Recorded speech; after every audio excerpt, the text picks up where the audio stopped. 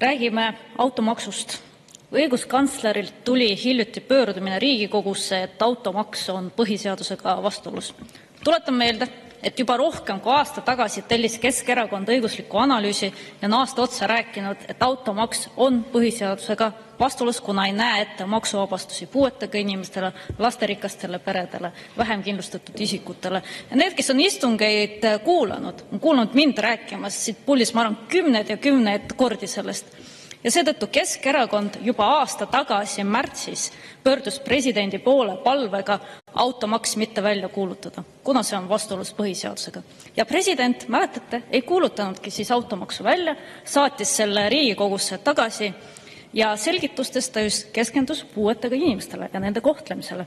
Ja mida siis Riigikogu tegi? Riigikogu tegi veel hullema versiooni sellest, koputas selle ära ja seal võeti absoluutselt igasugused erisused puuetega inimestelt. Ja esimese asjana, kui see võeti vastu, Keskerakond pöördus Riigikohtusse. Tegin kaebuse Riigikohtusse, aga Riigikohus too hetk ei võtnud seda menetlusse, kuid tõi välja kaks väga olulist punkti. Esiteks, et igaühel on võimalik kohtusse pöörduda, kui automaks jõustub, ja teiseks, Riigikohus tõi välja, et on tõenäosus, et oli vastuolu põhiseadusega sellega, et piirati parlamendi vähemuse õigusi. Ja Keskerakond tulenevalt sellest tegi pöördumise õiguskantslerile ja seda me tegime augustis. Ja seal me keskendusime kahele aspektile. Esiteks sisuline aspekt ja menetluslik aspekt. Sisulises aspektis me tõime välja, et automaks on vastuolus põhiseadusega, kuna põhiseadus paragrahv 28 ütleb, puuetega inimesed, lasterikkad pered on eraldi kaitse all, riigi kaitse all. Ja põhjus, miks see nii on, sest just nendel on kõige suurem risk langeda vaesusse. Ja automaks seda olukorda tekitab. Leevendusmeetmeid pole, vastupidi, aina rohkem makse tuleb peale. Ja teine osa, milles me keskendusime, menetluse aspekt, on see, mis meil siin toimus Riigikogus. See, kuidas seoti kõik muudatusettepanekud kokku. Me esitasime muudatusettepanek, mis puudutasid neid ühiskonnarühmi, kes täna vajavad kõige rohkem abi. Pensionärid, lasterikkad pered, puuetega inimesed, maapiirkonnas elavad inimesed, vähem kindlustatud pered. Ja mida meile siis vastati? Valitsuserakonnad rääkisid, et teate, see on obstruktsioon, need ei ole sisulised muudatusettepanekud, me ei saanud mitte midagi hääletada. Aga sellise käiguga koalitsioon võttis ära rahva võimaluse kaasa rääkida ja osaleda poliitilistes protsessides, sest muudatusettepanekud olid koostatud koostöös huvirühmadega.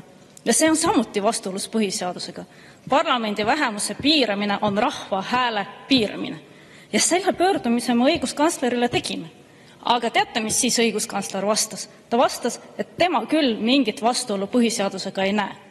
Ja seetõttu, kui jaanuaris seadus jõustus, automaks jõustus, me võtsime aluseks selle, mida Riigikohus juba varem ütles, ja meie esitasime 2 kaebust automaksu põhiseaduspärasuse vaidlustamiseks ja tühistamiseks halduskohtusse. Ja kujutage ette minu hämmeldamist, kui nüüd ma lugesin õiguskantsleri pöördumist, kus tema väidab, et automaks on vastuolus põhiseadusega. Ja tema pöördumises ma loen välja need laused, mis olid samad, mida Keskerakond oma pöördumises augustis kirjutas. Täpselt samad laused, täpselt samad väited, et puuetega inimesed ja lasterikkad pered on ohu all, et nemad peavad autost loobuma ja see on põhiseadusega vastuolus. Ja veel õiguskantsler toob välja, et halduskohus võib algatada põhiseaduslikkuse järelevalve. Muidugi võib algatada, sest meie kaebused on juba praegu halduskohtus. Me esitasime need kaebused. Nii et ma ütlen teile, Keskerakond on alati võidelnud õigluse eest ja automaks on ebaõiglane kogu Eesti rahva suhtes. Ja ma luban teile, te võite meie peale loota, me oleme võidelnud. Meie võitlus pole kunagi olnud loosunglik, vaid süsteemne, sisuline. Me jätkame võitlus siin Riigikogu saalis, kohtusaalis. Vajadusel lähme Riigikohtuni välja, et automaks tühistada.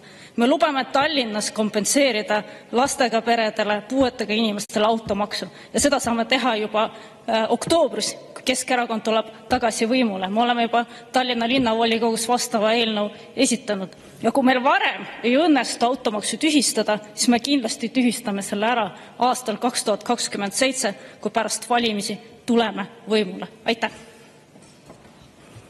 Aitäh!